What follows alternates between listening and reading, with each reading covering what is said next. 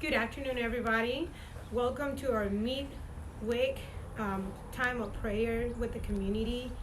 We appreciate you connecting with us to give our community a little bit of encouragement and happiness. Today, with me, I have Ted Borcherding. He's one of our field directors for the Alamo Area Council. And then, in case you don't know me, I'm Pilar Colon. I'm one of the district director for the Alamo Area Council. So thank you for being with us.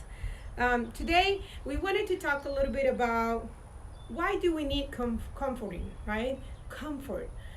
Well, sometimes we feel weak. Sometimes our weakness tend towards weariness, exhaustion, and things like that. And it's good to have somebody to give us a little bit of comfort, right? And then it's good to be in the hands or in always in the hands of the Lord, so that way we can take a little bit more control, but let Him take the full control. Our burdens sometimes become more than we can bear, and sometimes you might think, if one more thing happened to me, I'm done, I'll fail.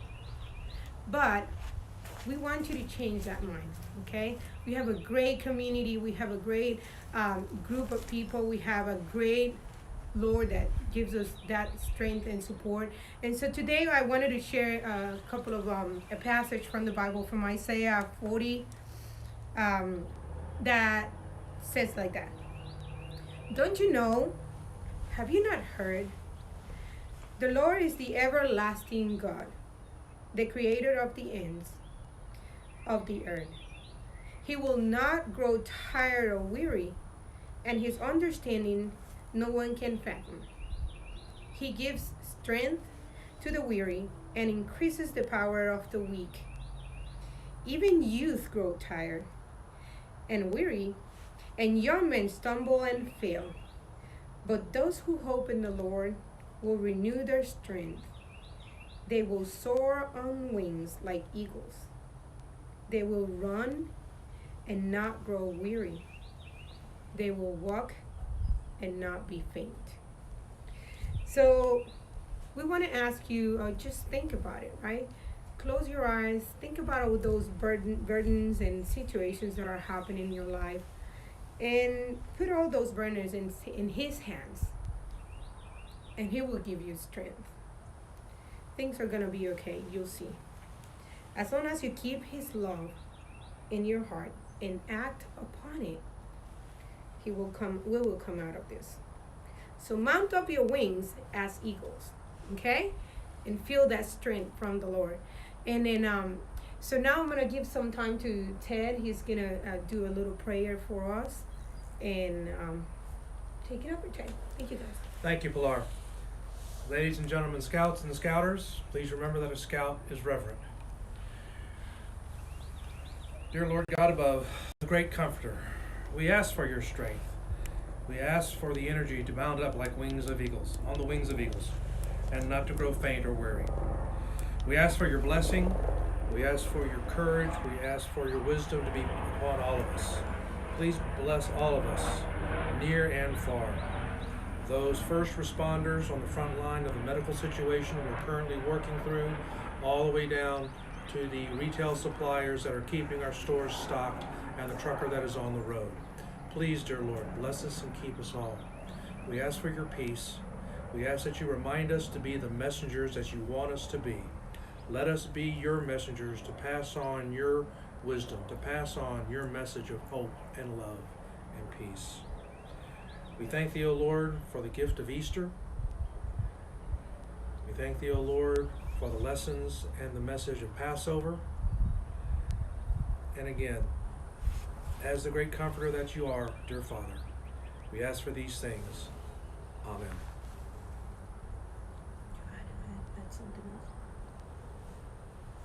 Pilar, anything else you'd like to add or say? Go ahead. All right. Very, very good. Well, again, ladies and gentlemen, we're coming to you live from McGimsey Scout Park here at the Scout Chapel. It's a beautiful facility. A couple of years ago, it was refurbished as a wood badge project and everything. I'd like to add to Pilar's wonderful thoughts and scriptures and comments that she made from Hakkabah. It's one of the smaller or lesser prophets towards the end of the Old Testament, and Hakkabah was much in a situation like we are in right now ourselves. At the time, Israel was trapped between two warring nations that were fighting their war in Israel's front yard. They were kind of trapped in the middle of all this, just like we're kind of trapped in the middle of the coronavirus thing going on right now. And the good Lord came to Hakkabah and he said, write down this message so that a runner, a messenger, a herald can take it to the next town, take it to the next village. And so I would just like to remind everybody that we need to be the runners and the messengers of what we know. And we know that this good book, that the scriptures, the Torah, the Book of Mormon, all those things, those scriptures teach us all of the love and comfort that Christ and the good Lord gives us in these times. And just to move forward accordingly. And we know this book, we know this message, therefore we should be the messengers and the runners and the herald and announce the things, of the good and wonderful things. And we do that by the way we live and by the example we set. We do that by stepping out in your front yard and waving at your neighbor across the street, or going to the neighbor behind who you realize the yard's getting a little shaggy and she's a widow or their lawnmower's broken. And we do an act of service by mowing their grass or making sure they have enough food, or whatever the case may be. So let us all be the messengers of the Spirit, the messengers of the Lord. And that is my part of today's devotional, Pilar. And by the way, thank you for inviting me to be here today, Pilar. I truly appreciate this opportunity. I'm usually kind of on the goofy side with Tuesdays for Ted, but I really can get serious, I promise. But thank you, Pilar, so much. And thank you for taking the lead in this wonderful Wednesday afternoon devotional that we're now doing on behalf of the Alamo Area Council. Thank you, Ted. And everything. Thank you very much for coming. So we want to take a moment of silence. We would really want us to, to think about those people that are being affected from this situation, those that have passed. So let's bow our heads and take a moment of silence for those that we've lost.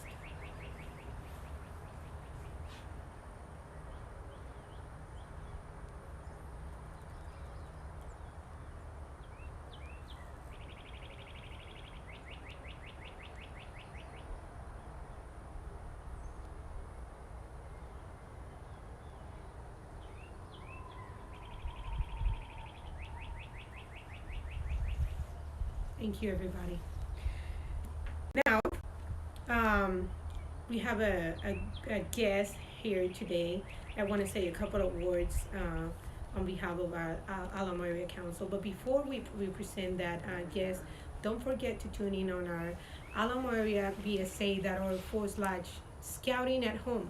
Okay? We have great opportunities for you, your family, scouters, and non-scouters, to keep our minds a little bit off the job, the work, the school, out of that, and then it keeps you guys a little bit busy. But with no further ado, I would like to introduce our Scout Executive, Michael de los Santos.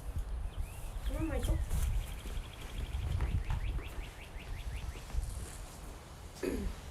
Thank you, Pilar. Thank you, Ted. It's a pleasure to be here with you all. As I came to the park this morning.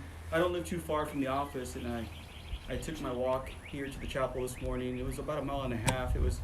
It was nice to get out and just enjoy the breeze, enjoy the sunshine, and know that I was coming to a place that many of you have been, McGimsey Scout Park. And it's a beautiful place that many have been as children, and now you're bringing your own children to the park. And we've been blessed by the McGimsey family with this great gift. I have a few things that I wanted to read. I found this book. I picked it up at a conference. It's On Our Own Way, a Handbook of Prayer and Devotion. And here's a copy of the book. It's not too big. It's good to carry in the backpack as you're out backpacking. And I want to read a few things here that I found that I wanted to share. Being prepared. The Boy Scout motto is our call to always be ready to do the best for ourselves, our homes, our communities, and our country. Following the scouting maxim builds our mind and body with the strength, understanding, and desire to do what is necessary and right at the right time.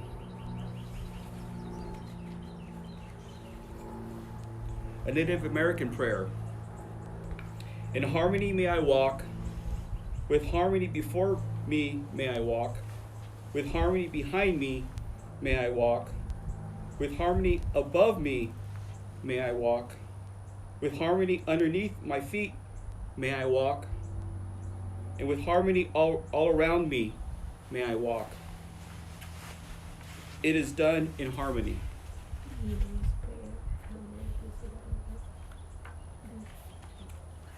A Boy Scout leader's prayer. I've kind of altered this because when this book was written, probably we didn't have girls in all our programs, so I did alter the words a little bit. Put me in touch with the heart of a child. Let me study their doubts and their fears. Let me try to show them the way of life and help them avoid its tears. For the heart of a child is in its buoyancy. It is one that is pure and free. So put me in touch with the heart of a child, the heart of the adult to be. And then finally, the last thing I'd like to share out of this is an organization of this kind, the Boy Scouts of America, would fail in its objective if it did not bring its members to the knowledge of religion. If it were treated more as a matter of everyday life, it would not lose its dignity and would gain a hold. Lord Baden-Powell, 1908. So I know this time has given us a lot of opportunity to reflect, to remember those who have passed, not only within our own community, but throughout the world. I was on a call yesterday with some counterparts I was at the World Jamboree, from the UK to Belgium to Japan, and everybody around the world is suffering with this, and they all shared their stories and their challenges. But all we can do is stay strong and remember why we are here, and most importantly, as it was said earlier, we're here to serve. Help your neighbors, help your friends, and most importantly, help your family, always. So thank you for letting me be here with you all today, and blessings to you all. Pilar, thank you. Thank you, Michael. We appreciate those great words. Now, don't forget, we'll see you next Wednesday at 2 o'clock live. And if you want to be part of this team, we would love to have you. Send us an email at prayer@alamoareabsa.org, okay? Bless your week. Have a great day.